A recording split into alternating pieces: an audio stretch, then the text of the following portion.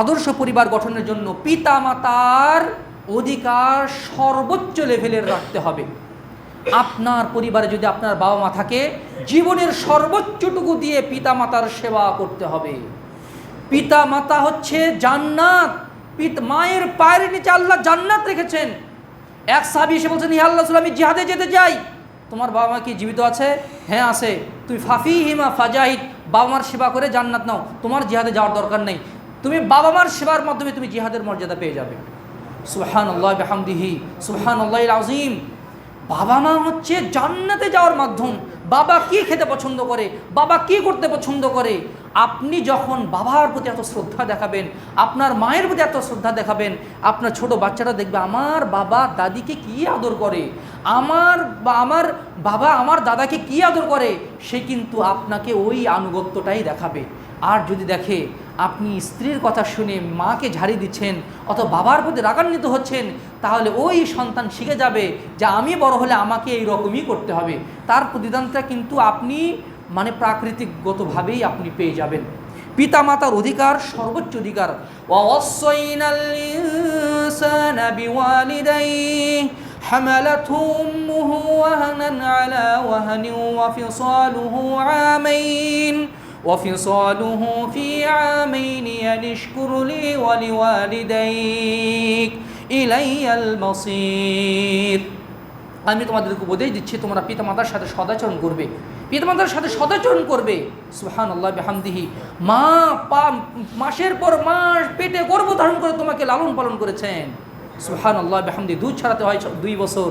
এক তাবিঈ তার মাকে সিরিয়া থেকে, বৃদ্ধ মাকে পিঠে করে নিয়েছেন, ওই সিরিয়া থেকে মক্কাতে এসেছেন। আর ওই সময় এই রকম তো গাড়ি ঘোড়া ছিল না। ওই কঠিন মুহূর্তে মাকে পিঠে করে নিয়ে তিনি তাওয়াফ করছেন আর বলছেন, ইন্নী লা বাঈরুহাল মুজাল্লালু ইন উযিরাত রিকাবুহা লামুদারি। আমি আমার মা হচ্ছে অনুগত বাহন। বাহন তার মনিবের সাথে বেয়াদবি করতে পারে, একটু তিরিমিরিং করতে পারে, কিন্তু আমি আমার মার কখনোই অবাধ্য হই না। তাওয়াফ করতে করতে আব্দুল্লাহ ইবনে ওমরের সাথে দেখা। হে ইবনে ওমর, এই যে আমি এত কষ্ট করে মাকে সিরিয়া থেকে পিঠে করে নিয়ে এসেছি, মাটিতে রাখিনি, মা যেন কষ্ট না পায়, আমি তাকে পিঠে নিয়ে তাওয়াফ করছি এত কষ্ট করে, আমি কি মার কিছু ঋণ পরিশোধ করতে পেরেছি? তিনি বললেন, না, তোমার জন্মের সময় মায়ের যে একটা দীর্ঘশ্বাস উঠেছিল, তুমি তো ওই ঋণও পরিশোধ করতে পারোনি। বান্দা সারা জীবন পরিশ্রম করেও নিজের গায়ের চামড়া যদি বাবা মার জন্য জুতা বানিয়ে দেয়, বাবা মা যদি সে জুতা পরে হাঁটে, তবুও বাবা মার ঋণ কখনো পরিশোধ হবে না। সম্মানিত মুসল্লিবৃন্দ, সম্মানিতা মা ও ভগ্নীগণ, আজকের খুতবাতে আলোচনার বিষয় হচ্ছে, আল্লাহ যদি তৌফিক দান করেন, ইসলামী আদর্শ পরিবার গঠনের উপায়। আমরা যদি ভেবে দেখি, সমাজে যত অশান্তি, সমাজে যত দুর্নীতি, সমাজে যে বিশৃঙ্খলা ছড়িয়ে পড়েছে, তার অন্যতম কারণ হচ্ছে পারিবারিক ব্যবস্থাপনা ভেঙে পড়ার উপক্রম হয়েছে এবং ভেঙে গেছে। কোনো কোনো পরিবারে ঘুণে ধরেছে, পারিবারিক শিক্ষা বিলুপ্তির পথে চলে গেছে। এই জন্য মানুষ নীতি নৈতিকতাহীন হয়ে পড়েছে। তাদের মাধ্যমে সমাজে অশান্তি ছড়িয়ে পড়েছে, ফিতনা ছড়িয়ে পড়ছে। এই জন্য পরিবারকে যদি আমরা আদর্শ করে গড়ে তুলতে না পারি, ইসলামী পরিবার যদি গঠন করতে না পারি, অদূর ভবিষ্যতে এই সমাজের দুর্গতি, এই সমাজের ধ্বংস কেউ ঠেকাতে পারবে না। যতই উন্নত শাসন ব্যবস্থা উপহার দেওয়া হোক না কেন, পরিবার যদি সুন্দর না হয়, ওই সমাজে কখনোই শান্তি প্রতিষ্ঠিত হবে না। ইসলাম পরিবারের ব্যাপারে এতই গুরুত্ব আরোপ করেছে যে যারা পরিবারে অশান্তি তৈরি করে তাদের বিরুদ্ধে কঠোর শাস্তির কথা বর্ণনা করা হয়েছে ইসলামে। পরিবার নেই তো তার দ্বীনই থাকবে না, তার ইসলামই থাকবে না, ইসলামকে সে টিকাতে পারবে না।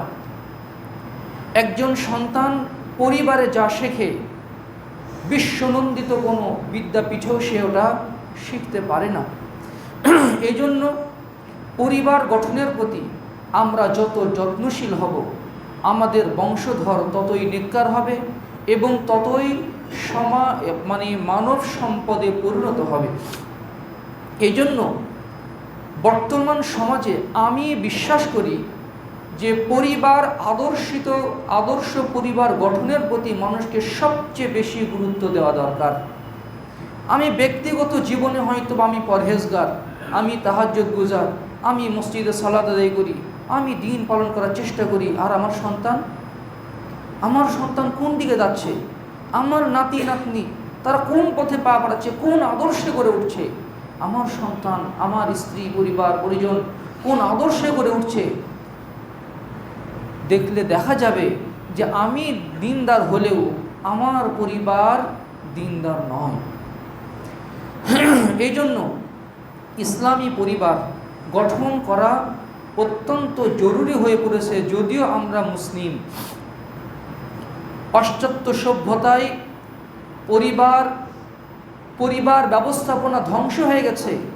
এই জন্য তারা ওটা আমাদের উপরেও চাপিয়ে দেয়, ওটা আমাদের উপরে ওই অশান্তিটা আমাদের উপরেও চাপিয়ে দেওয়ার চেষ্টা করছে। মুভির মাধ্যমে, সিনেমার মাধ্যমে, গল্পের মাধ্যমে, উপন্যাসের মাধ্যমে পরিবার ভাঙার সংস্কৃতি আমাদের ভিতরে পুশ করে দেওয়া হচ্ছে। যারা ওই সংস্কৃতিতে প্রভাবিত হয়েছে তাদের পরিবার ধ্বংস হয়ে গেছে, তাদের পরিবারে অশান্তির দাবানল জ্বলে উঠেছে, তারা ব্যক্তি জীবনে শান্তি পায়নি, তার পারিবারিক জীবনে শান্তি পায়নি, সমাজের প্রতিপত্তি, ক্ষমতা, টাকা পয়সা তাদেরকে শান্তি এনে দিতে পারেনি। পরিবারে শান্তি না থাকার কারণে, পরিবার আদর্শিত না হওয়ার কারণে। গত রমজানে এই রমজানে এক বাবা এসে হাউমাউ করে কান্নাকাটি করছে, আমাকে বলছে আমার জন্য একটু দোয়া করবেন, আমার সন্তান আমাকে চাকু ধরে বলে আমাকে টাকা দেন, চাকু ধরে বলে টাকা দেন। ওই বাবাটা, আমি তাকে ভালোই মনে করি, 5 ওয়াক্ত সালাতে মসজিদে আসে, মসজিদে মানুষকে ইফতার করান, তার সন্তানকে দেখলেও মাশাআল্লাহ ভালোই মনে হয়। মসজিদের একটা পেজ আছে, সেই পেজ সেই চালায়, মসজিদের ভিডিও করে, তারপরে আলেমুল আমাদের বক্তব্য ভিডিও করে, এগুলো করে। আবার বাবার বুকে ছুরি চালিয়ে বলে আমার টাকা প্রয়োজন, টাকা না দিলে এটার সমস্যা হয়ে যাবে। বাবা মা কি না কষ্টে আছে, আলিয়াযুবিল্লাহ। এই যে গার্মেন্টসে মেয়েরা স্বাধীনতার বুলি কপচাচ্ছে, স্বাধীনতা চাচ্ছে, এর মাধ্যমে মূলত আমাদের পারিবারিক ব্যবস্থাপনাকে ধ্বংস করে দেওয়া হচ্ছে। স্বামীর বিরুদ্ধে মেয়েদেরকে উস্কে দেওয়া হচ্ছে, তোমার ইনকাম, তোমার স্বাধীনতা, তুমি কার ধার ধারবা। স্বামীর সে আনুগত্য করবে না, কিন্তু অফিসে গিয়ে ঠিকই বসের আনুগত্য করবে 2টা টাকার জন্য। সুতরাং আমরা যদি এখনই এই অপসংস্কৃতির গলা টিপে না ধরি, অদূর ভবিষ্যতে আমাদের আমাদের জীবনে অশান্তির কালো মেঘ নেমে আসবে। সম্মানিত সুধীমণ্ডলী, পরিবার কি? পরিবার হচ্ছে ওয়াহদাতুম মিনাল আশখাস আল্লাযীনা ইয়াঈশুনা মাআন, কিছু লোকের সমষ্টি যারা একসাথে একত্রে বসবাস করে, যারা বসবাস করে। ইয়ারতাবিতুনা গালিবান মা ইয়ারতাবিদুনা বিদ্দামি আও ইজ-জাওয়াজি আও রাবিতি ইজতিমাইয়াতিন উখরা, তাদের সম্পর্ক সূচিত হয় রক্তের মাধ্যমে, রক্তের সম্পর্ক, কখনো কখনো বৈবাহিক সম্পর্ক অথবা সামাজিক সম্পর্ক তাদের ভিতরে সূচিত থাকে। ওয়াতাকাসামুনাল মাওয়ারিদ ওয়াল মাসউলিয়াত, এবং তাদের মধ্যে দায়িত্ব বণ্টিত হয় এবং সম্পদ ভাগাভাগি হয়। স্বামী স্ত্রীর মধ্যে যে সম্পর্ক, এটা হচ্ছে বৈবাহিক সম্পর্ক। বাবা এবং ছেলের মধ্যে যে সম্পর্ক, এটা হচ্ছে রক্তের সম্পর্ক। পরিবারকে নিয়েই আমাদের জীবন, পরিবারকে নিয়েই আমাদের সমাজ। পরিবার যখন সুন্দর হয়, সমাজ সুন্দর হয়, সমাজ যখন সুন্দর হয়, দেশের চিত্র পাল্টে যায়। ইসলাম শুরু হয়েছে, মানব সভ্যতা শুরু হয়েছে পরিবারের মাধ্যমেই। আল্লাহ তাআলা যখন আদম আলাইহিস সালামকে জান্নাতে সৃষ্টি করলেন, নিজ হাতে মাটি দিয়ে তার পাঁজর থেকে তিনি হাওয়া রাদিয়াল্লাহু আনহাকেও তিনি সৃষ্টি করলেন হাওয়া আলাইহিমুসসালামকেও তিনি সৃষ্টি করলেন এবং বললেন, ইয়া আদম উসকুন আনতা ওয়া যাওজুকাল জান্নাহ ওয়া কুলা মিনহা রাগাদান হাইথু শি'তুমা ওয়া লা তাকরাবা হাযিহিশ শাজারাতা ফাতাকুনা মিনাজ যালিমিন।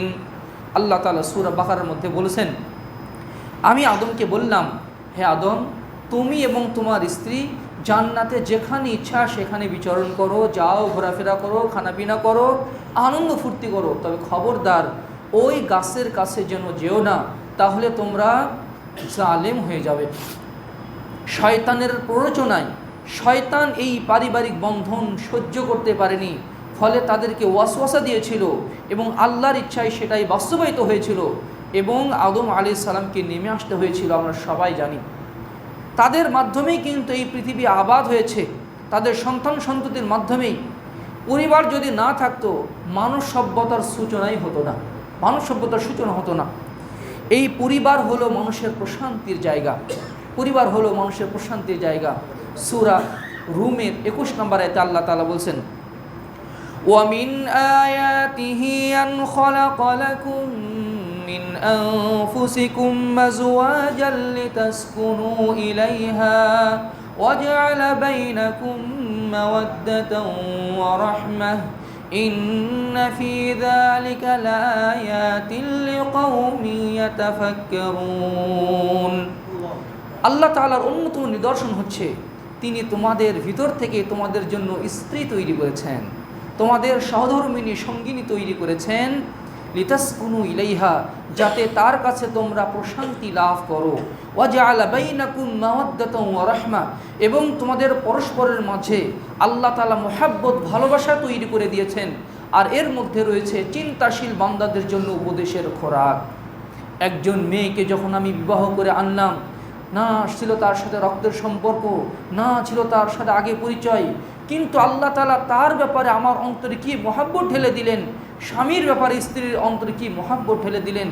একজন সন্তানের জন্য বাবার অন্তরে কতই না ভালোবাসা, একজন সন্তানের জন্য মায়ের অন্তরে আল্লাহ কতই না ভালোবাসা তৈরি করে দিয়েছেন। এই ভালোবাসা যদি না থাকতো মানুষের এই দুনিয়াবী জীবনের প্রশান্তি থাকতো না।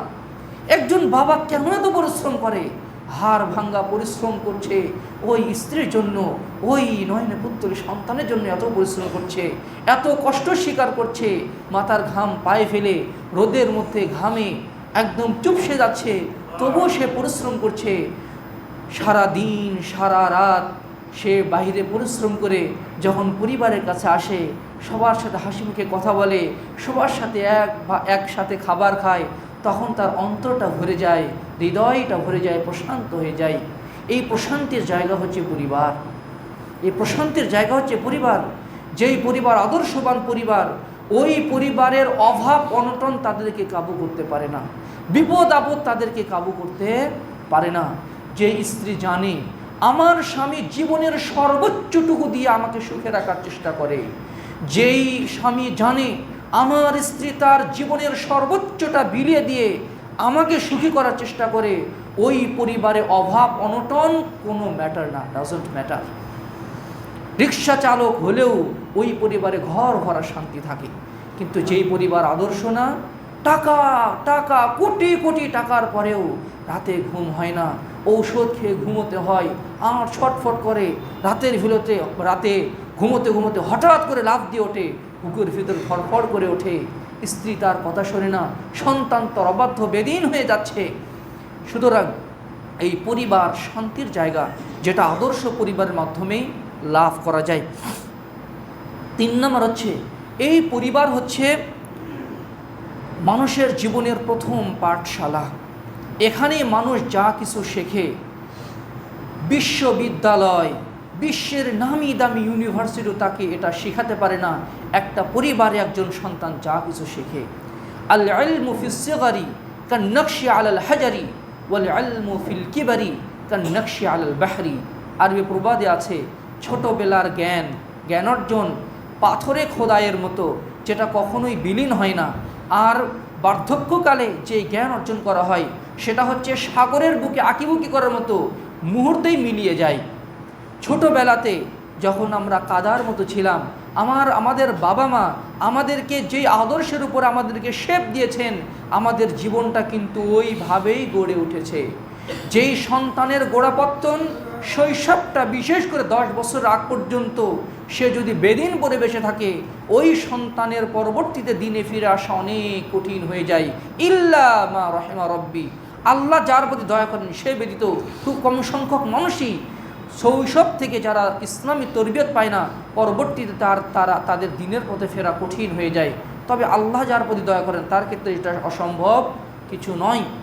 কোনো ভালো মানুষকে যদি আপনি দেখেন, কোনো ভালো মহিলাকে যদি আপনি দেখেন, আপনি যদি আপনি ভালো হন, আপনার মধ্যে কোনো ভালো তরবিয়ত যদি থাকে, তাহলে দেখবেন আপনার বাবার কাছে আপনি শিখেছেন, আপনার মাকে দেখেছিলেন সেটা করতে, আপনার ফুফুকে সেটা করতে দেখেছিলেন, আপনার দাদি নানিকে আপনি সেটা করতে দেখেছিলেন। তাদের কাছ থেকে শিখেই ওই শৈশবের অভ্যাস, ওই শৈশবের প্রেরণা এখনও আজও এই বৃদ্ধ বয়সে আপনার মধ্যে রয়ে গেছে। এজন্য পরিবার হচ্ছে জীবনের প্রথম পাঠশালা, এটা কেউ অস্বীকার করতে পারবে না। আবার এখানে যদি সে দেখে তার বাবা মার ভিতরে ঝগড়া, তার নানির মানে তার দাদি এবং তার মায়ের ভিতরে ঝগড়া, বড় হয়ে তার পরিবার ওই রকমই হয়। সে দেখে আমার বাপ আমার মায়ের সাথে ঝগড়া করেছে, কঠোরতারও করেছে, সেও ওই রকমই হয়। মেয়ে দেখে তার মা তার বাবার সাথে কীরকম আচরণ করেছে, সেও স্বামীর বাড়িতে গিয়ে ওই রকমই আচরণ করে। এটাই স্বাভাবিক, সমাজের এটাই বাস্তবতা। 4 নম্বর হচ্ছে পরিবারে যারা ফাসাদ তৈরি করে, আল্লাহ তাআলা তাদেরকে কঠোরভাবে শাস্তির ব্যবস্থা করেছেন। একজন মুসলিমের জীবনের মূল্য এত বেশি, একজন মুসলিমের জীবনের মূল্য এত বেশি, রাসূলুল্লাহ সাল্লাল্লাহু আলাইহি ওয়াসাল্লাম বলছেন, লাউ আন্না আহলাস সামাওয়াতি ওয়াল আরদ ইশতারাকু আলা দামিন মুমিন, আকাশ এবং জমিনের যত অধিবাসী আছে সবাই মিলে যদি একজন মুমিনকে হত্যা করে, একটু মানে খেয়াল করেন, আকাশ এবং জমিনের যত অধিবাসী আছে, পৃথিবীর যত মানুষ আছে সবাই মিলে যদি একজন মানুষকে যদি হত্যা করে, লাআকাব্বাহুমুল্লাহু ফিন্নার, সবাইকে আল্লাহ তাআলা একসাথে উপর করে জান্নাতে দিবেন, আল্লাহ কোনো পরোয়া করবেন না। একজন মুসলিমের মর্যাদা এত বেশি। জাওয়ালুদ দুনিয়া আহওয়ানু আলাল্লাহি মিন কতলি মুসলিম, সারা দুনিয়া ধ্বংস হয়ে যাওয়া আল্লাহর কাছে সহজ একজন মুসলিমকে হত্যা করার চেয়ে। সুবহান, একজন মুসলিমের জীবন কতই না মূল্যবান, অথচ আল্লাহ রাসূল সাল্লাল্লাহু আলাইহি ওয়াসাল্লাম বলেছেন, ওয়াল্লাযী লা ইলাহা গায়রুহু, ওই সত্তার কসম যিনি ব্যতীত সত্য কোনো উপাস্য নেই, যে ব্যক্তি আল্লাহর প্রতি ঈমান এনেছে, আমাকে মুসলিম, আমাকে নবী হিসেবে এসে যে গ্রহণ করেছে, বিশ্বাস করেছে, তার রক্ত কিয়ামত পর্যন্ত হারাম, ইল্লা সালাসাতু নাফার, কিন্তু 3 শ্রেণীর লোকের উপরে নয়।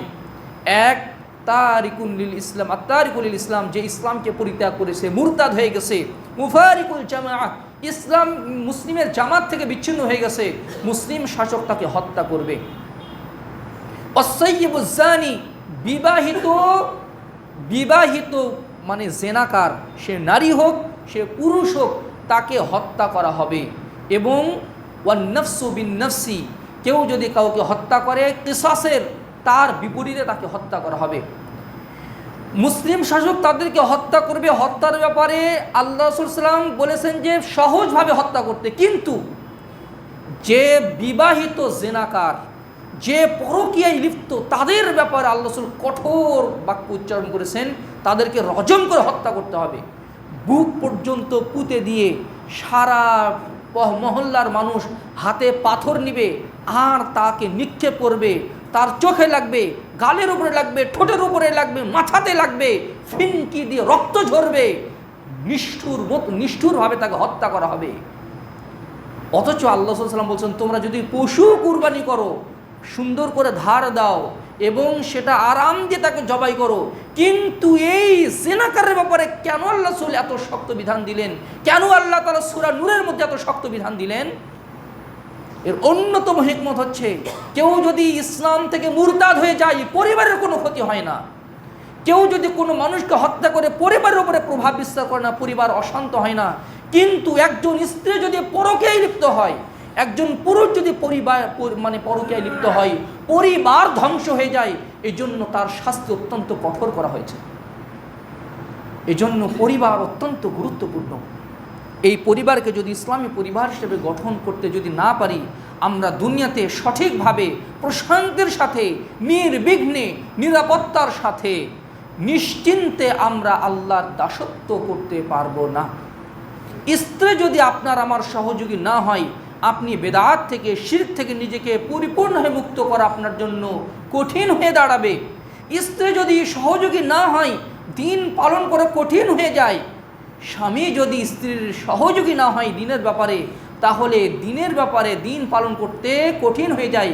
এই জন্য রাসূল সাল্লাল্লাহু আলাইহি ওয়াসাল্লাম বলেছেন যে সর্বশ্রেষ্ঠ সম্পদ হচ্ছে ইমরাতুন তুঈনুহু আলাল ইসলাম, ওই স্ত্রী যে দিনের ব্যাপারে তার স্বামীকে সহযোগিতা করে, দিনের ব্যাপারে তার স্বামীকে সহযোগিতা করে। যদি আমরা আদর্শ পরিবার গঠন করতে চাই, আমাদের প্রথম করণীয় হচ্ছে আগে নিজেকে সংশোধন করতে হবে। আগে নিজেকে সংশোধন করতে হবে। আপনি যদি এখন অবিবাহিত হন, বিবাহ করবেন, আপনি এখন নারী বিবাহ হয়নি, বিবাহ করবেন, কিন্তু আগে নিজেকে সংশোধন করতে হবে। নিজেকে আগে পরহেজগার হিসেবে গড়ে তুলতে হবে। কারণ আল্লাহ তাআলা নিজেই বলেছেন যে জেনাকার, আল্লাহ তাআলা জেনাকারী মহিলার সাথে তার মিলিয়ে দেন। যে সচ্চরিত্রবান স্ত্রীর সাথেই তার বিবাহ আবদ্ধ হয়ে যায়, ইল্লা কিছু ব্যতিক্রম ব্যাপার থাকে, কিন্তু অধিকাংশ ক্ষেত্রেই খারাপ মেয়ের পাল্লায় খারাপ ছেলেই পড়ে, ভালো ছেলের পাল্লায় ভালো মেয়ে পড়ে।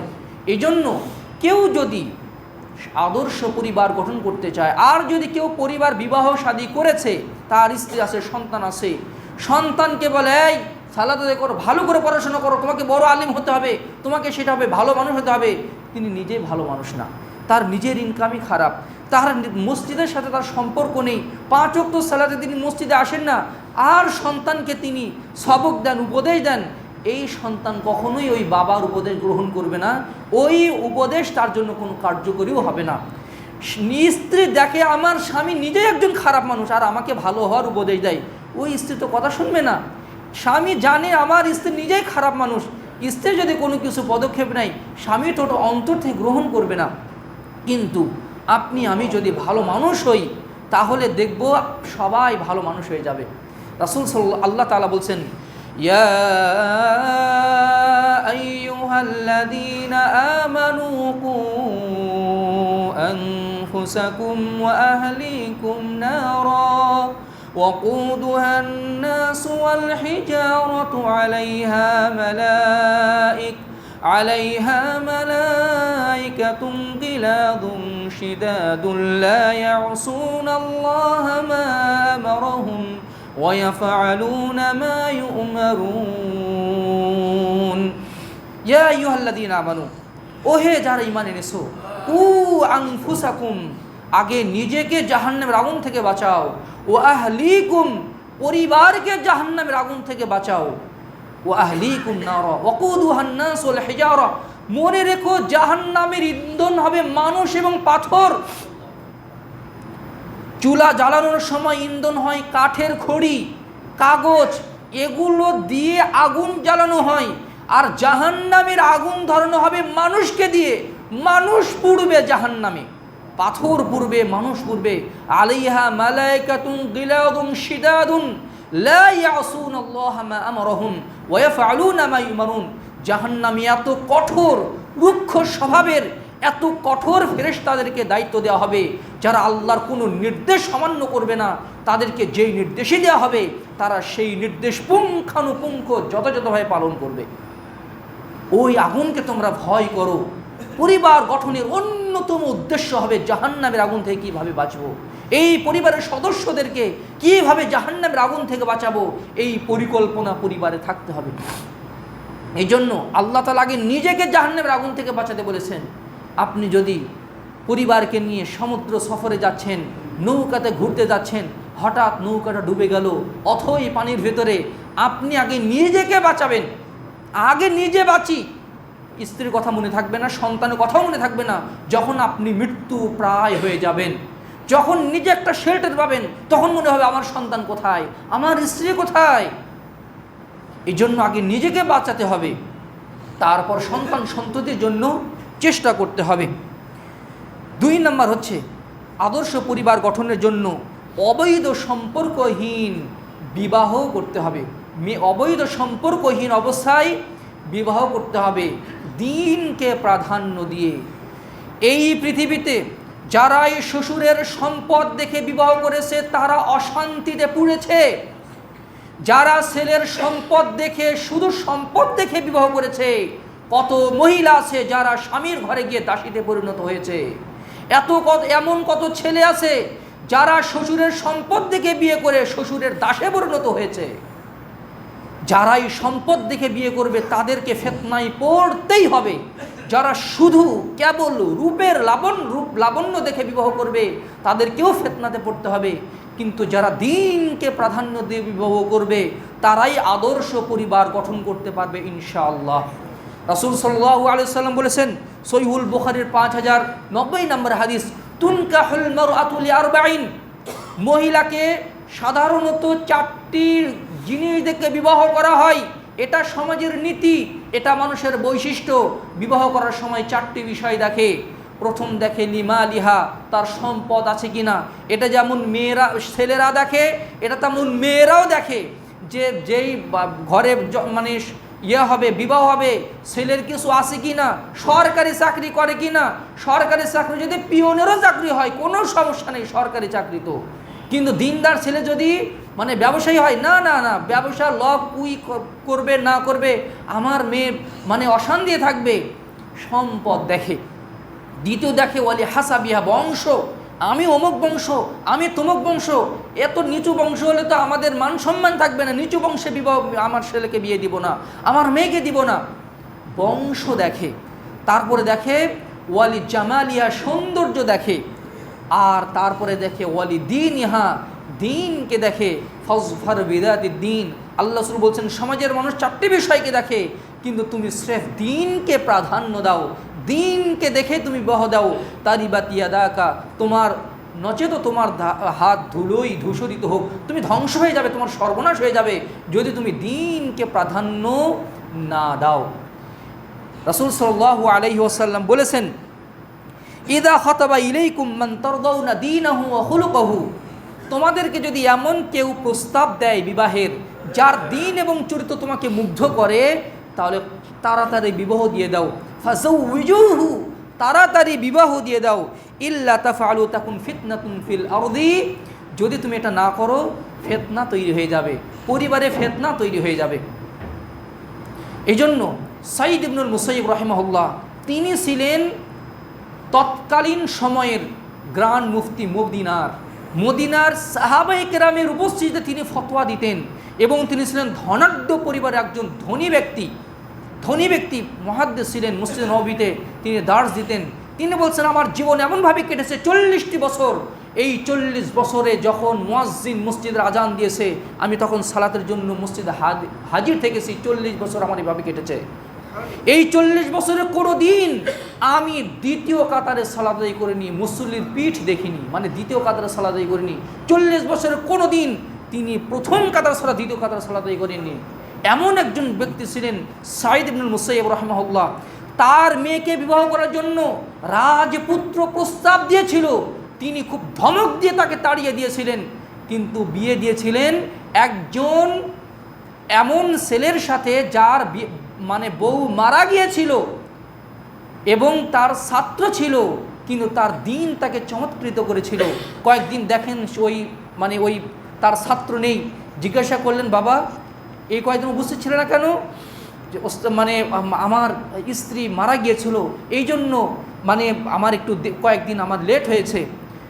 এরপরে তিনি যখন ওই বাড়িতে গেছে, মানে ছেলেটা বাড়িতে গেছে, বাড়িতে যাওয়ার পর রাতের বেলা মেয়েকে নিয়ে ছেলের বাসায় চলে গেছে। ছেলের বাসায় চলে গিয়ে দরজায় কড়া নাড়ছে।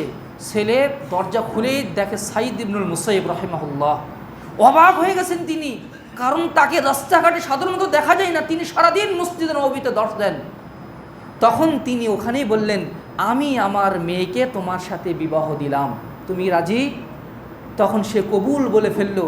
মেয়ে পিছন থেকে বের হয়ে আসলো, তাকে মেয়েকে মানে দিয়ে তিনি চলে গেলেন, কিছু সম্পদ দিয়ে গেলেন, কারণ ছাত্রটা দরিদ্র, তাকে দিয়ে তিনি চলে গেলেন। মা বলছেন খবরদার এই মেয়েকে আগে আমার কাছে রাখবি, তার আগে রাখবি না, কারণ বড়লোক ঘরের মেয়ে, বড়লোক ঘরের মেয়ে। ওই মেয়েকে রাজকীয় পোশাক খুলে দিয়ে গ্রাম্য পোশাক করে দেওয়া হলো। ওই মেয়েকে আগে মা নিজের কাছে রাখলেন যে সে বাবার চাপে মানে মানে বিবাহ করেছে কিনা, কিন্তু না, মেয়ে ছিল মাশাআল্লাহ, তিনি ছিলেন দিনদার, বাবার মতোই পরহেজগার। তিনি বিষয়টাকে মেনে নিয়েছিলেন এবং পরবর্তীতে মা তার সন্তানের কাছে বউটা পাঠিয়ে দিলেন।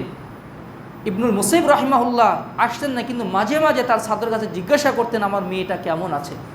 সুবহানাল্লাহ বিহামদি, রাজঘরে তিনি মেয়েকে দেননি, নিয়ে দিয়েছিলেন একজন দিনদার ঘরে।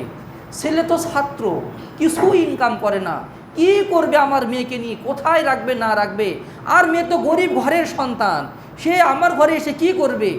এগুলো যারা দেখেছে দেখবেন যে দিন শেষে তারাই ঠকেছে, আর যারা দিনকে প্রাধান্য দিয়েছে তারা ঠকেনি। আল্লাহ তাআলা তাদেরকে সচ্ছলতা দান করেছেন, আল্লাহ তাআলা তাদের ঘরে সমৃদ্ধি দান করেছেন।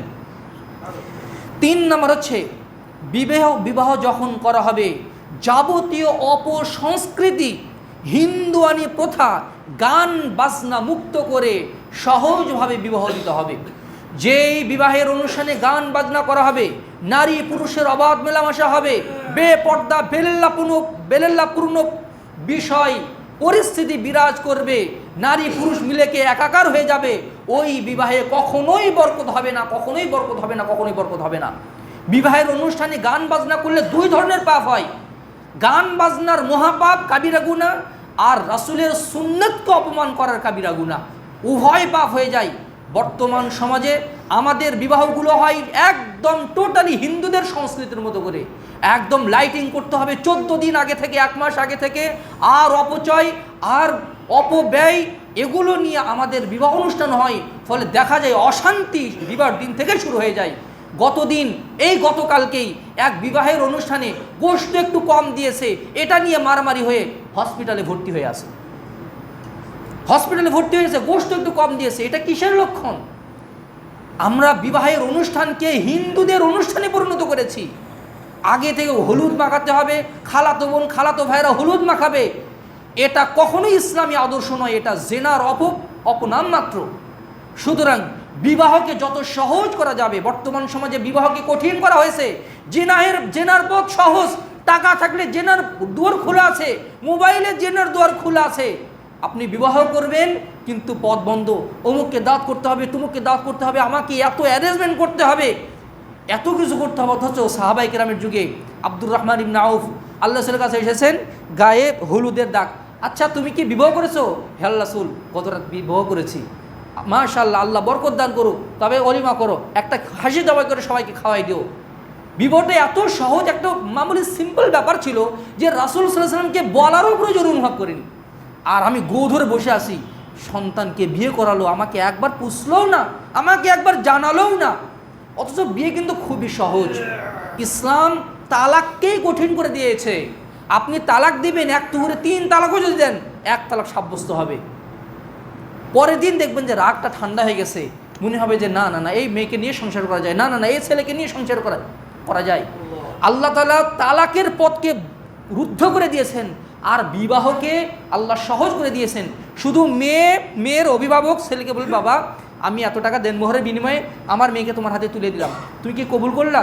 আচ্ছা আমি কবুল করলাম, কাবিল তো আলহামদুলিল্লাহ, আমি আলহামদুলিল্লাহ কবুল করলাম, বিবাহ শেষ। এরপর একটু আলিমা করে দিবে। মেয়েরও বাড়িতে গিয়ে খাওয়া দাওয়া এটাও ইসলাম বিধান দেয়নি, যে 250, 150, 500 লোক গিয়ে মেয়ের বাড়িতেও খাওয়া দাওয়া করবে, এটা কিন্তু ইসলামী বিধানে নেই, যেটা আমাদের সামাজিক প্রথা। এইভাবে বিবাহ হয়ে যায়। অথচ যদি বিবাহ ছিন্ন হয়ে যায়, অথচ আমরা এটা করেছি কি, আবার মেয়ের কাছে গিয়ে কবুল কও মা, কবুল কও 3 বার করে কবুল করে নেই। অথচ মেয়ের কাছে কিন্তু কবুল পড়ানোর কোনো বিধান ইসলামে নেই। আমি ঢাকাতে দেখেছি যে মেয়ের কাছ থেকে কবুল পড়ানো হয়নি বলে আবার বাড়িতে গিয়ে, ছেলে তার বাড়িতে গিয়ে নতুন করে আরেকবার বিবাহ পড়িয়েছে, যে এই বিয়ে হয়নি, মানে মেয়েকেও কবুল পড়াতে হবে। যাবতীয় বিবাহ কেন্দ্রিক যে কত অপসংস্কৃতি আছে, এগুলো থেকে যদি মুক্ত না হওয়া যায়, কখনোই আদর্শ পরিবার গঠন হবে না, বরং বিয়ের দিন থেকেই বরকতহীনতা তৈরি হয়ে যাবে। 4 নম্বর হচ্ছে পরিবারের লক্ষ্য নির্ধারণ করা। বিবাহ করার পরেই স্ত্রীর মাথায় হাত রেখে দোয়া পড়বে, আল্লাহুম্মা ইন্নী আসআলুকা খায়রাহা ওয়া খায়রা মা জাবালতাহা আলাইহি ওয়া আউযু বিকা মিন শাররি ওয়া শাররি মা জাবালতাহা আলাইহি। হে আল্লাহ, এই স্ত্রীর মধ্যে যে কল্যাণ আছে সেই কল্যাণ আমাকে দান করুন, তার ভিতরে যে অকল্যাণ আছে সেই অকল্যাণ থেকে আমাকে বিরত রাখুন। তারপরে তারা সালাত আদায় করবে এবং তারা পারিবারিক জীবন শুরু করবে। এর মাধ্যমে তারা মেন উদ্দেশ্য করবে আল্লাহ রাসূল সাল্লাল্লাহু আলাইহি ওয়াসাল্লাম যেটা বলেছেন যে তারা নেক সন্তান কামনা করবে। একজন মুসলিম বিবাহের মাধ্যমে শুধু রোমান্টিকতা খোঁজে না, বিবাহের মাধ্যমে শুধু নিজেকে পরিতৃপ্ত করে না, বরং এর মাধ্যমে সে তার চরিত্রকে হেফাজত করে, তার জবানের হেফাজত করে। একজন মেয়েও বিবাহের মাধ্যমে তার চরিত্রের হেফাজত করে। হুন্না লিবাসুল লাকুম ওয়া আনতুম লিবাসুল লাহুন্না। স্বামীরা মেয়েদের পোশাক স্বরূপ আর মেয়েরা স্ত্রীরা স্বামীদের পোশাক স্বরূপ। তার দৃষ্টিকে অবনত রাখবে, তার চরিত্রকে হেফাজত করবে, তাকে প্রশান্তি দান করবে, আর সে নেক বংশ তৈরি করার স্বপ্ন দেখবে। এবং তার প্রধান উদ্দেশ্য হবে কু আনফুসাকুম ওয়া আহলিকুম নারা। কীভাবে আমি এই স্ত্রীকে নিয়ে আমি জান্নাতে যাব, জাহান্নামের আগুন থেকে দূরে থাকব। কীভাবে আমি এই স্বামীকে নিয়ে এমন একটা সুখের সংসার সাজাবো, দুনিয়াতে আল্লাহর আনুগত্য করে জীবন কাটাবো, পরকালেও আমরা দুইজনে যেন আবার একসাথে জান্নাতে মিলিত হতে পারি। তাদের মেইন টার্গেট, তাদের মূল ফ্যামিলি প্ল্যানিং হবে জান্নাতে বসবাস করা, মূল ফ্যামিলি প্ল্যানিং হবে জাহান্নামের আগুন থেকে বাঁচা। কিভাবে কবর আযাব থেকে বাঁচবো, কিভাবে পুলসিরাত থেকে বাঁচবো, কিভাবে আল্লাহর শাস্তি থেকে বাঁচবো, কিভাবে সন্তান সন্ততিকে জাহান্নামের আগুন থেকে বাঁচাবো। এটাই হবে বাবা মার, এটাই হবে স্বামী স্ত্রীর ফ্যামিলি প্ল্যানিংয়ের মূল উদ্দেশ্য।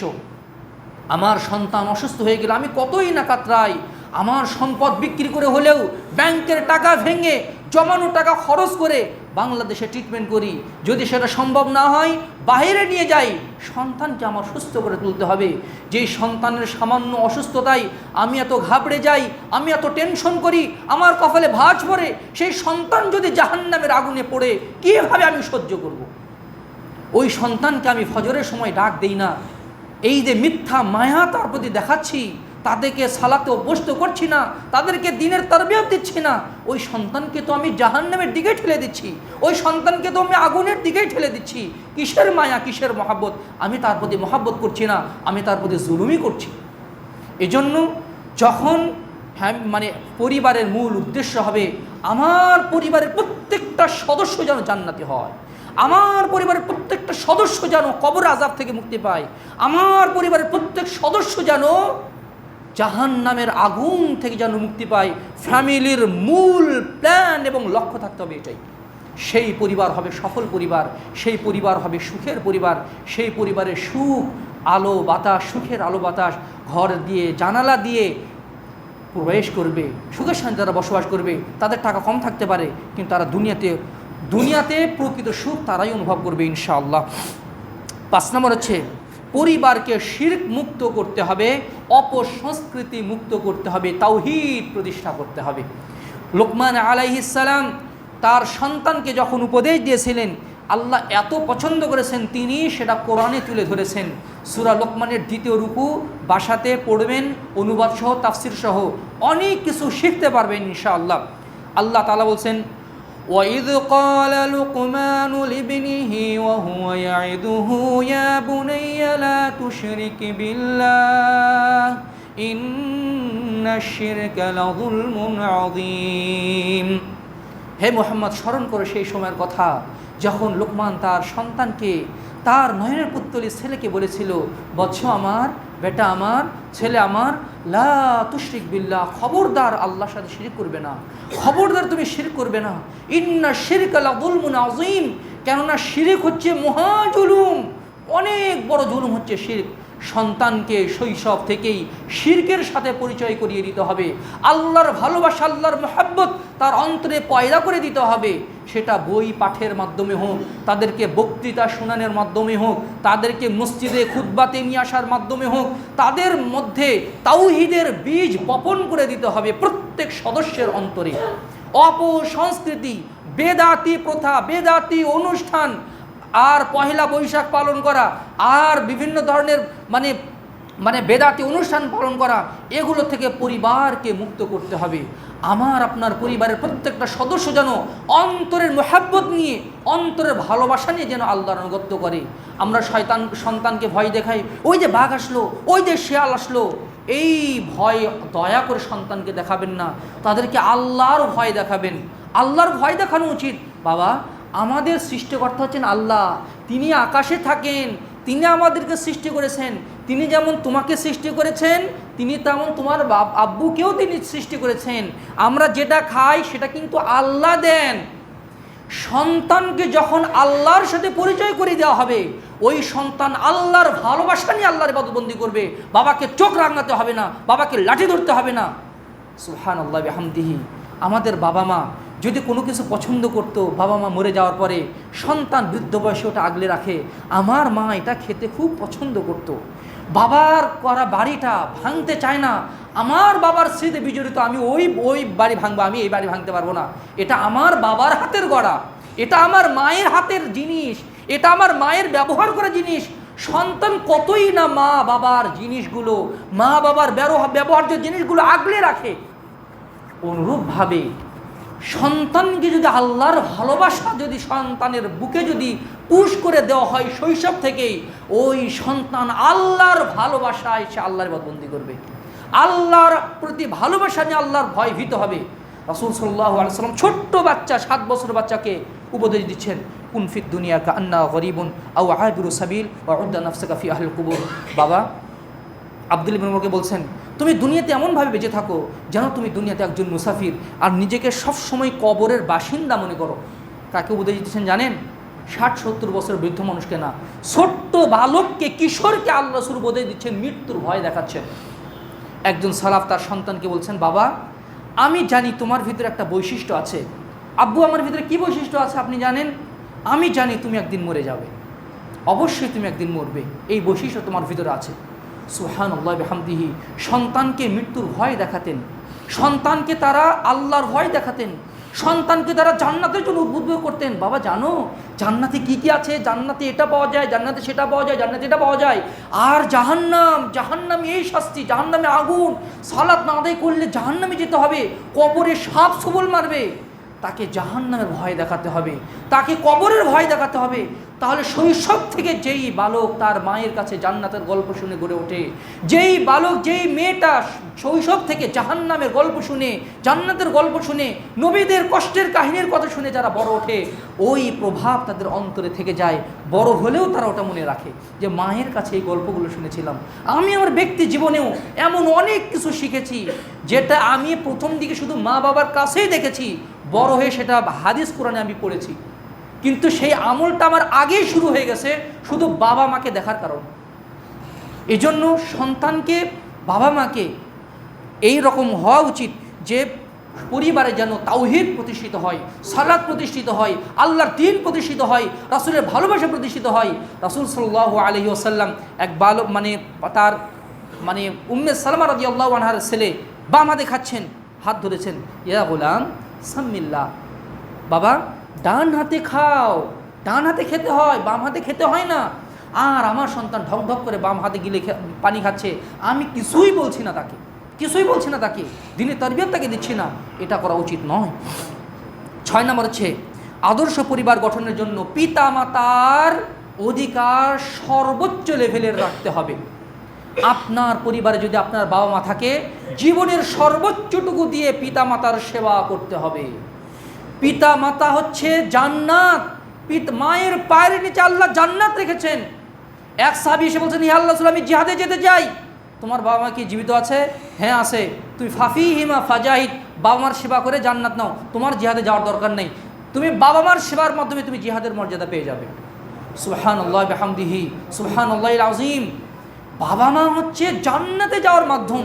বাবা কি খেতে পছন্দ করে, বাবা কি করতে পছন্দ করে, আপনি যখন বাবার প্রতি এত শ্রদ্ধা দেখাবেন, আপনার মায়ের প্রতি এত শ্রদ্ধা দেখাবেন, আপনার ছোট বাচ্চারা দেখবে আমার বাবা দাদিকে কি আদর করে, আমার বাবা আমার দাদাকে কি আদর করে, সে কিন্তু আপনাকে ওই আনুগত্যটাই দেখাবে। আর যদি দেখে আপনি স্ত্রীর কথা শুনে মাকে ঝাড়ি দিচ্ছেন অথবা বাবার প্রতি রাগান্বিত হচ্ছেন, তাহলে ওই সন্তান শিখে যাবে যে আমি বড় হলে আমাকে এই রকমই করতে হবে। তার প্রতিদানটা কিন্তু আপনি মানে প্রাকৃতিকগতভাবেই আপনি পেয়ে যাবেন। পিতামাতার অধিকার সর্বোচ্চ অধিকার। ওয়াসাইনাল ইনসানা বিওয়ালিদাইহি হামালাতহু উম্মুহু ওয়াহানান আলা ওয়াহানিন ওয়াফিসালুহু ফি আমাইন আনিশকুর লি ওয়া লিওয়ালিদাইক ইলাইয়াল মাসির। আমি তোমাদেরকে উপদেশ দিচ্ছি, তোমরা পিতামাতার সাথে সদাচরণ করবে, পিতামাতার সাথে সদাচরণ করবে। সুবহানাল্লাহ বিহামদিহি। মাসের পর মাস পেটে গর্ভধারণ করে তোমাকে লালন পালন করেছেন। সুবহানাল্লাহ বিহামদিহি। দুধ ছাড়াতে হয় 2 বছর। এক তাবিঈ তার মাকে সিরিয়া থেকে, বৃদ্ধ মাকে পিঠে করে নিয়েছেন, ওই সিরিয়া থেকে মক্কাতে এসেছেন। আর ওই সময় এই রকম তো গাড়ি ঘোড়া ছিল না। ওই কঠিন মুহূর্তে মাকে পিঠে করে নিয়ে তিনি তাওয়াফ করছেন আর বলছেন, ইন্নী লা বাঈরুহাল মুজাল্লালু ইন উযিরাত রিকাবুহা লামুদারি। আমি আমার মা হচ্ছে অনুগত বাহন, বাহন তার মনিবের সাথে মানে বেয়াদবি করতে পারে, মানে একটু তিরিমিরিং করতে পারে, কিন্তু আমি আমার মার কখনোই অবাধ্য হই না। তাওয়াফ করতে করতে আব্দুল্লাহ ইবনে ওমরের সাথে দেখা। হে ইবনে ওমর, এই যে আমি এত কষ্ট করে মাকে সিরিয়া থেকে পিঠে করে নিয়ে এসেছি, মাটিতে রাখিনি, মা যেন কষ্ট না পায়, আমি তাকে পিঠে নিয়ে তাওয়াফ করছি এত কষ্ট করে, আমি কি মার কিছু ঋণ পরিশোধ করতে পেরেছি? তিনি বললেন, না, তোমার জন্মের সময় মায়ের যে একটা দীর্ঘশ্বাস উঠেছিল তুমি তো ওই দিনও পরিশোধ করতে পারোনি। বান্দা সারা জীবন পরিশ্রম করেও নিজের গায়ের চামড়া যদি বাবা মার জন্য জুতা বানিয়ে দেয়, বাবা মা যদি সে জুতা পরে হাঁটে, তবুও বাবা মার ঋণ কখনো পরিশোধ হবে না। এজন্য যেই পরিবারে বাবা মার সম্মান সবচেয়ে বেশি হবে, ওই পরিবারে তত বেশি বরকত আসবে। যেই পরিবারে বাবা মার চেয়ে স্ত্রীকে বেশি প্রাধান্য দেওয়া হবে, বাবা মার চেয়ে অন্যকে বেশি, স্বামীকে বেশি প্রাধান্য দেওয়া হবে, ওই পরিবারে বরকত উঠে যাবে। 7 নম্বর হচ্ছে পরিবারের সকল সদস্যকে আখিরাতের চিন্তায় প্রভাবিত থাকতে হবে। কোনো পাপ যেন না হয়ে যায়, কোনো ভুল যেন না হয়ে যায়, আমাদের পরিবারে যেন কোনো পাপের প্রচলন না হয়। আমার মা বোনেরা যেন তারা আল্লাহর অবাধ্যতা না করে। ইয়া বুনাইয়া ইন্নাহা ইন তাকু মিসকালা হাববাতিন ফাতাকুন ফি সখরাতিন আও ফিস সামাওয়াতি আও ফিল আরদি ইয়াতি বিহাল্লাহ ইন্নাল্লাহা লাতীফুন খবীর। হে বাবা, বৎস, তুমি যদি কোনো কাজ করো, পাপ কাজ করো, সেটা যদি আকাশে কোনো বিন্দু যার্রা পরিমাণে কোনো জিনিস যদি আকাশে রাখা হয়, জমিনে রাখা হয়, সাগরে বুকে রাখা হয়, কোনো পাথরে চেপায় রাখা হয়, ইয়াতি বিহাল্লাহ, আল্লাহ তাআলা ওটাকে নিয়ে আসতে সক্ষম। তুমি যদি ছোট্ট কোনো পাপও করে থাকো, আল্লাহ তাআলা ওটার জন্য তোমাকে ধরবেন। সন্তানকে পাপের ভয় দেখানো, সন্তানকে পাপ থেকে বিরত রাখা, পরিবার পরিজনকে বিরত রাখা। যারা পরিবারে পাপকে প্রমোট করে, পাপের ব্যাপারে শিথিলতা করে, তাদের উপরে আল্লাহ তাআলা জান্নাতকে হারাম করে দেন। সালাসাতুন কদ হারামাল্লাহু আলাইহিমুল জান্নাহ, 3 শ্রেণীর লোকের উপরে আল্লাহ তাআলা জান্নাতকে হারাম করে দিয়েছেন। তার মধ্যে এক শ্রেণী হচ্ছে আদ-দায়্যুস আল্লাযী ইউকিররু ফি আহলিল খাবাস, ওই দায়্যুস ব্যক্তি যে পরিবারে মেয়ের, স্বামীর, বৌমার পর্দার ব্যাপারে শিথিলতা করে, কোনো শাসন করে না, তার উপরে জান্নাতকে হারাম ঘোষণা করা হয়েছে। সুতরাং পরিবারের সকল সদস্য যেন কীভাবে আখিরাতে ভালো থাকা যাবে, কীভাবে আমার জীবনটা আখিরাতে ভালো হবে, এই জীবনটার সফর, দুনিয়ার সফরটা শেষ করে কীভাবে আখিরাতে ভালো থাকবো, সবার চিন্তা চেতনা যেন একই রকম হয়, তাহলে পরিবার আদর্শবান হবে ইনশাআল্লাহ। 8 নম্বর হচ্ছে পরিবারের সালাত প্রতিষ্ঠা করা। আল্লাহ তাআলা বলছেন, ওয়ামুর আহলাকা বিস-সালাতি ওয়াসতাবির আলাইহা, তুমি পরিবারে সালাত প্রতিষ্ঠা করো। সন্তানকে শৈশব থেকে মসজিদে নিয়ে যান, মসজিদে আপনার সাথে সালাত আদায় করবে, বাড়িতে নফল সালাত আদায় করুন, আপনাকে দেশে সালাত আদায় শিখবে। রাসূল সাল্লাল্লাহু আলাইহি ওয়াসাল্লাম বলছেন, মুরু আওলাদাকুম বিস-সালাহ ওয়া হুম আবনাউ 7 সিনিন, সন্তানের বয়স যখন 7 বছর হয় তাদেরকে সালাতের ব্যাপারে তাদেরকে নির্দেশনা দাও, আর যখন তাদের বয়স 10 বছর হয় তাদেরকে প্রহার করে যদি তারা সালাত আদায় না করে, শাসন করতে বলা হয়েছে। পরিবারের সালাত প্রতিষ্ঠা করতে হবে, কোনো সদস্য যেন বেনামাজি না থাকে, অবশ্যই সেটাকে ইনশিওর করতে হবে। 9 নম্বর হচ্ছে পরিবারের সৎ কাজের আদেশ এবং অসৎ কাজ থেকে নিষেধ থাকতে হবে। আমি খুবই সংক্ষেপে শুধু পয়েন্টগুলো বলে দিচ্ছি। সৎ কাজের আদেশ। স্ত্রী কোনো অন্যায় করেছে, এটার অবশ্যই এই ব্যাপারে নিষেধ থাকতে হবে। মেয়ে কোনো অন্যায় করেছে, তাকে নিষেধ থাকতে হবে, শাসন থাকতে হবে। আল্লিক আসাক আলা বাবিক, শাসনের লাঠিটা সবসময় দরজার কাছে ঝুলে রাখো। আল্লাহ রাসূল সাল্লাল্লাহু আলাইহি ওয়াসাল্লাম বলেছেন, মা আয়েশা সিদ্দিকা রাদিয়াল্লাহু আনহার উপরে যখন অপবাদ দেওয়া হয়েছিল, যখন সমাজে একটা অশান্তি বিরাজ করছিল, মা আয়েশা তখন রাসূল সাল্লাল্লাহু আলাইহি ওয়াসাল্লামের উরুতে তিনি, রাসূল সাল্লাম মা আয়েশার উরুতে তিনি শুয়ে আছেন। আবু বকর এসে এমন জোরে আঘাত করলেন মা আয়েশাকে, মা আয়েশা বলছেন, আমার বাবা আমাকে এমনভাবে মারলেন, এমনভাবে প্রহার করলেন, রাসূল যদি আমার কোলে না থাকতো আমি ছিটকে পড়ে যেতাম। পৃথিবীর সর্বশ্রেষ্ঠ জামাইয়ের সামনে, পৃথিবীর সর্বশ্রেষ্ঠ অন্যতম রমণীকে প্রহার করেছেন কে? রাসূলের পরে সর্বশ্রেষ্ঠ মানুষ এই উম্মতের আবু বকর রাদিয়াল্লাহু আনহু। বিবাহিত মেয়েকেও পিটিয়েছেন, শাসন করেছেন। আর আমরা সন্তানকে শাসন করি না, শৈশব থেকে শাসন করিনি, বড় হলে তো আর শাসন করা যাবে না। শৈশব থেকে আমি দিনই তারবিয়ত দেইনি, বড় হলে আমি চাই আমার সন্তানটা দিনদার হোক। আমি লাগিয়েছি তেঁতুল গাছ, আর আমি কামনা করছি আল্লাহ এখান থেকে ফজলি আম দাও। আমি তো লাগিয়েছি তেঁতুল গাছ। সন্তানকে শৈশব থেকে দিনই তারবিয়ত যদি না দেওয়া হয়, শৈশবে ওটা শক্ত হয়ে যাবে। বাঁশ যদি কাঁচা থাকা অবস্থায় যদি বাঁকানো যায়, সেটা বাঁকবে, তখন শুকনা হয়ে গেলে ওই অবস্থায় থাকবে। বড় হয়ে যাওয়ার পরে ওটা যদি বাঁকাতে চান, ভেঙে যাবে। এজন্য শৈশব থেকেই তারবিয়া দিতে হবে। তখন আপনি বিবাহিত মেয়েকেও চর মারবেন, থাপ্পড় মারবেন, তাকে শাসন করবেন, সে সংশোধন হবে, আপনার বিরুদ্ধচারণ করবে না। কিন্তু যেই সন্তানকে দিন তারবিয়া দেওয়া হয়নি, বড় হলে শাসন করলে উল্টা আপনার উপরে রিয়াকশন চলে আসবে। যদি আসে, অসবির আলা মা আসাবাক, ধৈর্য ধারণ করো। স্বামীকে স্ত্রীকে শাসন করতে গিয়ে তোমার উপরে রিয়াকশন হয়েছে, ধৈর্য ধারণ করো, ঠিক হয়ে যাবে ইনশাআল্লাহ। সন্তানের উপরে, কষ্টের উপরে ধৈর্য ধারণ করো, ঠিক হয়ে যাবে ইনশাআল্লাহ। নেক কাজের আদেশ, অসৎ কাজ থেকে নিষেধ, এটা শুধু দাওয়াতের ময়দানে না, এটা পরিবারের ক্ষেত্রেও রাখতে হবে। 10 নম্বর, কোনো পদক্ষেপ নেওয়ার ক্ষেত্রে স্বামী স্ত্রী পরস্পর পরামর্শ করবে। রাসূল সর্বশ্রেষ্ঠ মানুষ, তিনি পরামর্শ গ্রহণ করেছেন কার জানেন? তার স্ত্রীর। হুদাইবিয়ার সন্ধির সময় কেউ রাসূলের কথা শুনছেন না। হে আল্লাহ রাসূল, আল্লাহ রাসূল বলছেন চলো আমরা ইয়েতে ফিরে হালাল হয়ে যাই, মক্কাতে ফিরে যাই, যুদ্ধে আর আমরা উমরা করব না। না আল্লাহ রাসূল, এত পথ আসলাম আর আমরা আমরা এখান থেকে ফিরে যাবো, এটা হতেই পারে না, এটা কাপুরুষতা। ওমর রাদিয়াল্লাহু আনহু বেঁকে বসেছেন। আল্লাহ রাসূল স্ত্রীর কাছে এসে বলছেন, দেখো কি করব, দেখো তো। তখন উম্মে সালামা রাদিয়াল্লাহু আনহা বললেন, হে আল্লাহ রাসূল, আপনি কাউকে কিছু না বলে নিজেকে হালাল হয়ে নেন, আপনি মাথাটা মুন্ডন করেন তো। আল্লাহ রাসূল মাথা মুন্ডন করলেন। সাহাবায়ে কেরাম, রাসূল মুন্ডন করে ফেলেছে, হালাল হয়ে গেছে, আর সমস্যা নেই। তখন তারাও হালাল হয়ে নিলেন। এই যে বড় একটা ব্যাপারকে সলভ হয়ে গেল স্ত্রীর পরামর্শ, রাসূলও স্ত্রীর পরামর্শ নিয়েছেন। সুতরাং স্বামী স্ত্রী যদি পরস্পর পরামর্শ করে, বাবা মার সাথে পরামর্শ করে যে সিদ্ধান্ত নেওয়া হবে, সেটা কল্যাণকর হবে। অনুরূপভাবে পরিবারে একে অন্যের অধিকার যেটা আছে, এই অধিকার পূর্ণ আদায় করতে হবে। স্বামী যদি মনে করে আমার স্ত্রী আমার এই খেদমত করবে, সেই খেদমত করবে, কিন্তু দেখা যাচ্ছে তিনি নিজেই তার স্ত্রীর অধিকার আদায় করছেন না, তাহলে তো স্ত্রী তার অধিকার আদায় করবে না। স্ত্রী চাচ্ছে আমার স্বামী এটা করুক, আমার কেয়ার করুক, এটা করুক, কিন্তু তিনি তার স্বামীর হকটা আদায় করছেন না, তাহলে তো হবে না। উভয়ের হক যখন আদায় করা হবে, তখন সমাজে শান্তি নেমে আসবে। 7 নম্বর হচ্ছে বাড়িতে পরপুরুষের প্রবেশাধিকারের ব্যাপারে কঠোরতা থাকতে হবে। দেবর আসে ভাবির সাথে গল্প করতেছে, বাইরে একটা পুরুষ এসে গল্প করতেছে, এটা কখনোই করা যাবে না। এই ক্ষেত্রে বাবাকে, এই ক্ষেত্রে স্বামীকে স্ট্রিক্ট ভূমিকা পালন করতে হবে, যে আমার ভাই এসে আমার স্ত্রীর সাথে গল্প করবে, এটা হতেই পারে না।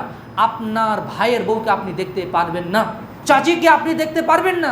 এই পর্দা যদি না থাকে, কোরআনে পর্দা যদি না থাকে, ওই পরিবার থেকে বরকত উঠে যাবে, অশান্তি উঠে যাবে, অশান্তি বিরাজ করবে, শয়তান ওখানে প্রভুত্ব, রাজত্ব কায়েম করবে। মেয়েরা বাড়ির বাহিরে বের হবে না, তারা বাড়িতেই থাকবে। হ্যাঁ, যদি প্রয়োজনে বের হতে হয়, শালীন পোশাক পরে, পর্দা করে তারা বাহিরে বের হবে। মহিলারা দেখা যায় স্বামীর সামনে সাজে না, কিন্তু বাহিরে বের হওয়ার সময় তারা সাজুগুজু করে, তারা নিজেদেরকে পণ্যতে পরিণত করে ফেলেছে। এটা মা বোনরা দয়া করে করবেন না। স্বামী হচ্ছে সবচেয়ে সম্মান পাওয়ার হকদার, তার সামনে সবচেয়ে বেশি সাজুগুজু করতে হবে। বাইরে অনুষ্ঠান যদি যান, একদম সিম্পলভাবে যেতে হবে। আর আমরা করছি এর উল্টোটা। পরিবারে যারা বাহিরের সমাজ পরপুরুষের সাথে যারা চাকরি বাকরি করছেন তাদের ক্ষেত্রে বলতে চাই, ইসলাম যদি একদম যদি কোনো উপায় না থাকে, একদম অভাব অনটন, সেই ক্ষেত্রে রুখসত দেওয়া হয়েছে। কিন্তু যদি মা যদি বাড়িতে থাকে, সন্তান প্রতিপালন করে, তাহলে এটাই হবে তার জন্য কল্যাণকর। বাংলাদেশের 18 কোটি মহিলা এমপ্লয়ি মিলে যদি এমন পণ্য এমন কিছু করে ফেলে, 9 ঘন্টা করে ডিউটি করে বাংলাদেশের যতটা না উন্নয়ন করতে পারবে, একজন মহিলা, দিনদার মহিলা যদি ঘরে বসেই ইমাম বুখারী, ইমাম মুসলিম, ইমাম আবু দাউদ, তিরমিজি, নাসাই, ইবনু মাজাহ, ইমাম ইবনু তাইমিয়া, ইমাম ইবনু কাইয়িম রাহিমাহুল্লাহ, ইমাম ইবনু বাজ, ইমাম আলবানীর মতো যদি একটা সন্তান তৈরি করতে পারে, ওই 9 কোটি মহিলার চেয়ে এই মহিলা এগিয়ে থাকবে। সে জাতির বেশি খেদমত করতে পেরেছে। সুতরাং সন্তানকে গঠন করতে হবে। আমার সন্তান মানুষ হচ্ছে বুয়ার কাছে, এর চেয়ে তাই সে বুয়ার আদর্শ নিয়ে করে উঠবে, মায়ের আদর্শ নিয়ে কখনোই করে উঠবে না। সুতরাং মায়েরা যত বাড়িতে সময় দিবেন, সন্তানের পিছনে যতই সময় দিবেন, বাবা মা সন্তানকে যত বেশি সময় দিবেন, ওই সন্তান তত আদর্শবান হয়ে গড়ে উঠবে। আজকাল আমরা সন্তানদেরকে সময় দেই না, আর যখন বৃদ্ধ হয়ে যায় তখন সন্তানের কাছে সময় চাই। এটা কখনোই সম্ভব নয়। পরিশেষে আমি বলতে চাই, বাচ্চারা যখন ছোট থাকে তখন থেকেই তাদেরকে মসজিদমুখী করার চেষ্টা করতে হবে। মসজিদের সাথে তাদেরকে সম্পর্ক জুড়িয়ে দিতে হবে। মসজিদকে তার সাথে নিয়ে আসা, মসজিদে আসা, সালাতের উপর নির্দেশনা দেওয়া, সালাতের বিধিবিধান শেখানো। আপনার কাছ থেকে যেন সন্তান সর্বপ্রথম সূরা ফাতিহা যেন আপনার কাছ থেকে শেখে, আপনার কাছ থেকে যেন সর্বপ্রথম সালাতের দোয়াগুলো শিক্ষা গ্রহণ করে, আপনার কাছ থেকে যেন সন্তান সর্বপ্রথম ফরজ বিধানগুলো শেখে। ফলে কি হবে, এই সন্তান যতদিন পর্যন্ত সালাতে সূরা ফাতিহা আদায় করবে ততদিন পর্যন্ত তার নেকি আপনি পাবেন। আর যদি ইমাম সাহেব শিখায় আপনার সন্তানকে, ইমাম সাহেব নেকি পাবেন।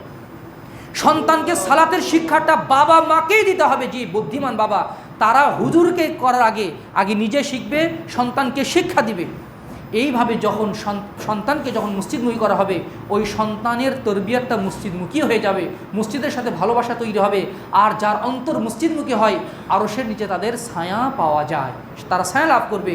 সন্তানকে শৈশব থেকেই নবী রাসূলকে তাদের সামনে হিরো করে উপস্থাপন করতে হবে। নবী রাসূল সে যখন বড় হবে, দেখবে অমুক সমাজপতি, অমুক নেতা তাদের মাধ্যমে প্রভাবিত হবে। তাদেরকে যখন নবী রাসূলদের কাহিনী বলা হবে, সালাফদের কাহিনী যখন তাদেরকে বলা হবে, তাদেরকে তারা হিরো মনে করবে। যখন মেয়ের সামনে খাদিজাতুল কুবরা, তারপরে ফাতিমাতুজ জাহরা, আয়েশা রাদিয়াল্লাহু আনহার যখন কাহিনী তাদের সামনে বলা হবে, তাদেরকে আইডল মনে করবে, তাদের মতো হওয়ার চেষ্টা করবে। সুতরাং আগে এইভাবে তাদেরকে হিরো করে তুলতে হবে। নবী রাসূলদেরকে তাদের সামনে সন্তানদেরকে খবরদার, তারা যেন ABCD শেখার আগে সন্তান যেন কোরআন শিক্ষা গ্রহণ করে। সালাফগণ বলেছেন, কোরআন শেখার আগে অন্য কোনো শিক্ষা গ্রহণ করা না জায়েজ। সন্তান যেন আগে ABCD না শেখে, সন্তান যেন আগে আলিফ বা তা সা শেখে, এটা অবশ্যই খেয়াল রাখতে হবে। সর্বপ্রথম তার হৃদয়ে বপন হবে কোরআনের বীজ। সর্বপ্রথম সে কোরআন শিখবে, তারপরে কোরআন যখন শেখা হয়ে যাবে, যখন ফিক শেখা হবে, যখন দিনের বিধিবিধান জানা হবে, এরপরে ইংলিশ শিখুক, তারপরে বাংলা শিখুক, কোনো সমস্যা নেই। দিনই তারবিয়া, দিনের জ্ঞান তাদেরকে দিতে হবে। আপনার সন্তানকে ডাক্তার বানান, কোনো সমস্যা নেই, ইঞ্জিনিয়ার বানান, কোনো সমস্যা নেই, কিন্তু তার ভিতরে অবশ্যই যেন দিনের জ্ঞান থাকে, বেসিক জ্ঞান যেন দিনের যেন তাকে থাকে, তাওহীদের জ্ঞান যেন তার ভিতরে থাকে। এটা অর্জন করা, এই শিক্ষা গ্রহণ করা ওয়াজিব। তালাবুল ইলমি ফরিদাতুন আলা কুল্লি মুসলিম। বই পড়ানোর মাধ্যমে হোক, এই যে এখন বৃদ্ধ বয়সে এসেও আমাদের মসজিদে কোরআন শিক্ষা, শুধু কোরআন পড়াই নয়, মনে রাখবেন কোরআন আল্লাহ তাআলা শুধু তেলাওয়াতের জন্য নাজিল করেননি। কোরআন তেলাওয়াত করে সেই অনুযায়ী কোরআন বুঝে সেই অনুযায়ী আমল করার জন্য কোরআন নাজিল হয়েছে। আমরা কোরআনকে বানিয়েছি বরকতের একটা মাধ্যম। কোরআন তেলাওয়াত করব, ফজিলত হবে, বরকত লাভ করব। কোরআন শুধু এই জন্য নাজিল হয়নি। কোরআন আপনি পড়বেন, এর অর্থ বুঝবেন, তারপরে আপনি কোরআনের মাধ্যমে প্রভাবিত হবেন এবং এই অনুযায়ী আপনি জীবনযাপন করবেন। এই জন্য ইমাম ইবনে তাইমিয়া রাহিমাহুল্লাহ বলছেন, কোরআন বোঝার জন্য যতটুকু আরবি ভাষার জ্ঞান থাকা প্রয়োজন, এতটুকু জ্ঞান অর্জন করা প্রত্যেক মুসলিমের উপরে ফরজে আইন। ইমাম ইবনে তাইমিয়ার ফতোয়া, এটা আমার কথা না। ইমাম ইবনে তাইমিয়া রাহিমাহুল্লাহ বলছেন, যতটুকু আরবি ভাষার জ্ঞান থাকলে কোরআন পড়ে বোঝা যায়, এতটুকুর জ্ঞান অর্জন করা ফরজে আইন। ইক্তিদাউ সিরাতুল মুস্তাকিম, ইমাম ইবনে তাইমিয়ার যে গ্রন্থটা আছে সেখানে পড়ে দেখেন। সুতরাং এই সুযোগগুলো গ্রহণ করা উচিত। আপনি প্রাতিষ্ঠানিকভাবে আরবি শিখতে পারেননি, আমাদের মসজিদে এই যে 1 বছর ব্যাপী প্রত্যেক বৃহস্পতিবার, শুক্রবার এবং শনিবার 3 দিন 5 ঘন্টা করে সময়। বৃহস্পতিবার ফজর পরে 2 ঘন্টা, শুক্রবার ফজর পরে 1 ঘন্টা, শনিবার ফজর পর 2 ঘন্টা। এই 5 ঘন্টার সময় দিয়ে যদি আপনি আরবি ভাষা শিখেন, যদি আরবি ভাষা জানেন, দেখবেন যে কোরআনটা কতই না মধুর, কোরআনের যে কী মিষ্টতা, আরবি ভাষা না জানলে এটা অর্জন করা কখনোই সম্ভব না। আগামী 10 তারিখ থেকে 10 এপ্রিল থেকে আবার কোর্স চালু হচ্ছে, বিনামূল্যে চালু হচ্ছে। অথচ কোরআনের জন্য আপনার যদি হাজার হাজার টাকা খরচ করতে হতো, সেটাই আপনার করা উচিত ছিল। সন্তানকে ইংলিশ মিডিয়ামে পড়ান বা ইংরেজি শেখান, কোরিয়ান ভাষা শেখান, তখন নোটের পরে নোট, কত টাকা খরচ করে আমরা শেখাই, কিন্তু কোরআন শেখানোর সময় হুজুরের জন্য পকেট থেকে টাকাই বের হয় না। অথচ এখানে ফ্রিতে শেখানো হচ্ছে, তবু আমরা আগ্রহী হচ্ছি না। তাহলে কীভাবে আদর্শ জীবন গঠন হবে, আর কীভাবে আদর্শ পরিবার গঠন হবে, আর কীভাবে আদর্শ সমাজ গঠন হবে? সুতরাং আসুন আমরা দিনই জ্ঞানে সমৃদ্ধ হই, তাহলে সমাজ, জীবন সুন্দর হবে, পরিবার সুন্দর হবে এবং সমাজ সুন্দর হবে। আমরা আদর্শ পরিবার যত সফলভাবে গঠন করতে পারবো, আমাদের জীবন তত প্রশান্তিময় হবে, আমাদের সমাজ তত সুন্দর হবে। তখন সমাজের চিত্র পাল্টে যাবে, সমাজে থাকতে ভালো লাগবে এবং আমাদের পরবর্তী প্রজন্ম দ্বীনি তরবিয়াতেই গড়ে উঠবে। ইব্রাহিম আলাইহিস সালাম দোয়া করেছিলেন, রব্বি জাআলনি মুকিমাস সালাতি মিন যুররিয়্যাতি রব্বানা তাকাব্বাল দুআ। হে আল্লাহ, আমাকে সালাত আদায়কারী বানান, আমার সন্তান সন্ততিকেও সালাত আদায়কারী বানান, সন্তান সন্ততিকেও সালাত আদায়কারী বানান, এবং আমার আমার আমার বংশধর যারা আছে তাদেরকে আপনি, রাসূল সাল্লাল্লাহু আলাইহি ওয়াসাল্লামের জন্য তিনি দোয়া করেছিলেন, আমার বংশ থেকে এমন একজনকে আপনি পাঠান যে মানুষকে কিতাব পড়াবে, যে মানুষকে আল্লাহর দ্বীন শেখাবে, ইউআল্লিমুহুমুল কিতাব ওয়াল হিকমা, মানুষকে কোরআন এবং হাদিস শিখাবে। ইব্রাহিমের দোয়ার ফসল ছিলেন কিন্তু রাসূল সাল্লাল্লাহু আলাইহি ওয়াসাল্লাম। আমরাও যেন আমাদের সন্তান সন্ততির জন্য দোয়া করি, আমাদের স্ত্রীর জন্য দোয়া করি, রব্বানা হাব লানা মিন আজওয়াজিনা ওয়া যুররিয়াতিনা কুররাতা আয়ুন ওয়াজআলনা লিল মুত্তাকিনা ইমামা। পারিবারিক কত দোয়া আছে কোরআনে এবং হাদিসে, সেই দোয়াগুলো বেশি বেশি পাঠ করা উচিত। পরিবার সুন্দর, জীবন সুন্দর, পরিবার অশান্ত, জীবন অশান্ত। সুতরাং আসুন আমরা পরিবারকে আগে ঠিক করার চেষ্টা করি, তারপরে আপনার সামাজিক দায়িত্ব। আল্লাহ তাআলা আমাদেরকে তৌফিক দান করুন, আল্লাহুম্মা আমিন। পরিশেষে একটা আবেদন রাখছি যে ফিলিস্তিনি ভাই বোনদের জন্য আহলে হাদিস আন্দোলন বাংলাদেশ থেকে রমাদানের ভিতরে কয়েকবার ত্রাণ পাঠানো হয়েছে, সাহায্য পাঠানো হয়েছে। আপনারা যদি তাদের কাছে সাহায্য পাঠাতে চান তাহলে আমাদের মাধ্যমে আপনারা পাঠাতে পারবেন। সালাতের পরে প্রত্যেক কাতার যদি কেউ দায়িত্ব নিয়ে ফিলিস্তিনি ভাইদের জন্য, বোনদের জন্য, তারা কত অসহায়, আলহামদুলিল্লাহ, আল্লাহর কাছে আশ্রয় চাচ্ছি যে আমরা কত নির্বিঘ্নে জুমার সালাত আদায় করছি, সিয়াম রাখলাম, কোনো শঙ্কা ছিল না আমাদের, অথচ তাদের কিন্তু ওই নিরাপদ জীবন নেই। ছোট বাচ্চারাও ধরে নিয়েছে আমি কিছুদিনের মধ্যেই মারা যাব, আর আমরা বৃদ্ধরাও স্বপ্ন দেখি আরও কয়েকটা দিন বাঁচব। সুতরাং তাদেরকে আসুন আমরা সাহায্যের হাত বাড়াই। আল্লাহ তাআলা আমাদেরকে তৌফিক দান করুন, আল্লাহুম্মা আমিন। আর সময় একটু বেশি লেগে যাওয়ার কারণে ক্ষমা সুন্দর দৃষ্টি কামনা করছি। আকুলু কওলি হাযা ওয়া আস্তাগফিরুল্লাহ লি ওয়া লাকুম ওয়া লিসাইরিল মুসলিমিন ফাস্তাগফিরুহু ইন্নাহু গফুরুর রহিম।